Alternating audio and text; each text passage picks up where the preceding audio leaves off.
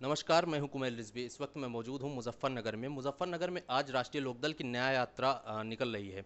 हमारे साथ बातचीत करने के लिए मौजूद हैं रमा नागर जी, जो लोक संकल्प समिति की सदस्य भी हैं, जो राष्ट्रीय अध्यक्ष जयंत चौधरी द्वारा बनाई गई है। मैम, ये बताइए कि आज आप न्याय यात्रा में हिस्सा लेने आई हैं, किस लिए आई हैं और क्या?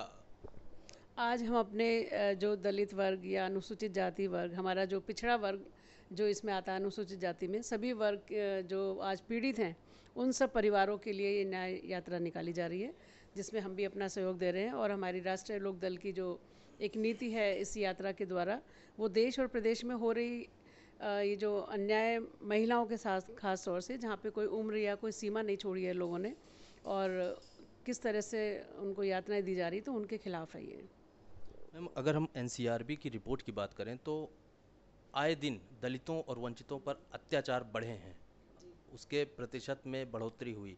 उसको किस तरह से देखें? वो इसलिए बढ़ रही हैं क्योंकि जो ये हमें जाति धर्म के नाम पर बांट करके जो राजनीति आज की जा रही है, मैं तो उसको ज़्यादा प्रमुख कारण मानती हूँ।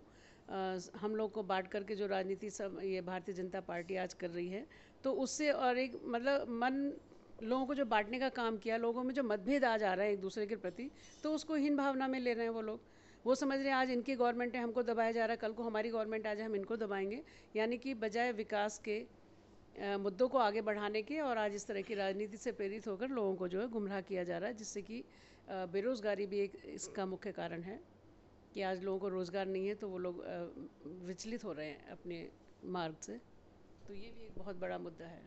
मैम, आप उस समिति के हिस्सा हैं जिसमें आपके राष्ट्रीय अध्यक्ष रायशुमारी ले रहे हैं जी जी जी। लोगों की। तो आप महिला होने का नाते या एकमात्र महिला हैं आप उस समिति में, जहाँ जी तक मुझे पता है। हाँ जी हाँ तो जी। महिला होने के नाते किस तरह से देख रही हैं लोगों को, किस तरह से राय ले रही हैं, या उनकी समस्याएं किस तरह से निकाल रही हैं?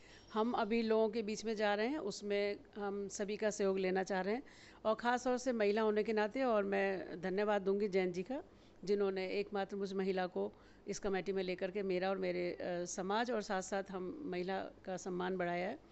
और मैं इसमें सभी का सहयोग लेकर के, ख़ास तौर से हमारा जैसे महिला होने के नाते महिलाओं के बहुत मुद्दे हैं।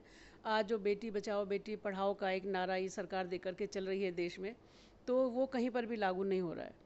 क्योंकि आप देख ही रहे हैं आए दिन जिस तरह की घटनाएं आज हमारी बहन बेटियों के साथ हो रही हैं, कोई उम्र की सीमा नहीं रही है। आज हम अपने आप को सुरक्षित महसूस नहीं कर रहे हैं, तो उन्हीं के खिलाफ उसी का एक ये है उदाहरण हमारी न्याय यात्रा की जो शुरुआत।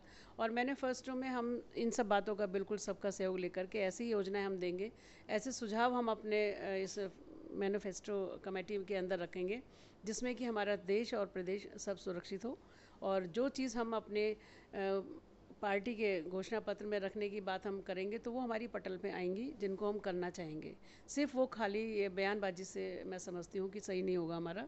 उसको हम अपनी पार्टी को आगे बढ़ाने के लिए, देश और प्रदेश की सुरक्षा के लिए सभी का सहयोग लेकर के, उसमें मैं पत्रकार बंधुओं का भी सहयोग चाहूँगी कि वो लोग भी कोई सुझाव ऐसे हों जो सभी का, क्योंकि हमारे नेता ने जो हमें आदेश दिया है और जो उनकी सोच और उनकी नीति है, उससे मैं इतना समझ पाई हूँ अभी जो हमारी मीटिंग अभी दिल्ली में हुई थी, एक परिचय और उसके बाद, कि बहुत सारी पीड़ाएं बहुत ज़्यादा उनके अंदर एक है कि वो चाहते हैं कि सब समाज को बराबर का अधिकार मिले और सब समाज की सहयोगिता उसमें हो, सहभागिता हो सभी की, और सभी के सलाह मशवरे से हमारा मैनिफेस्टो तैयार हो।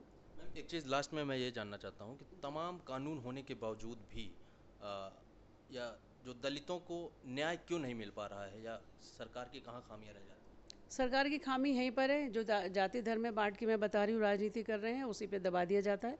दबला कुचला वर्ग समझ के उनको दबाने की कोशिश की जाती है, और उसी का ये नतीजा है आज जो देश में हमारे और प्रदेश में जो सरकार चल रही है, वो इन सब लोगों को दबा करके सोच रही है कि हम आगे बढ़ें और इन लोग को न्याय ना मिले। जैसा आपने अभी देखा होगा, कुछ घटनाएं दिल्ली में हुई है, चाहे मुजफ्फरनगर है, चाहे प्रदेश में आए दिन हो रही हैं, कोई महिलाएं या बेटियां हमारी सुरक्षित नहीं हैं। तो ये बड़े दुर्भाग्य की बात है, इसकी तो जितनी निंदा की जाए मैं समझती हूँ बहुत कम है।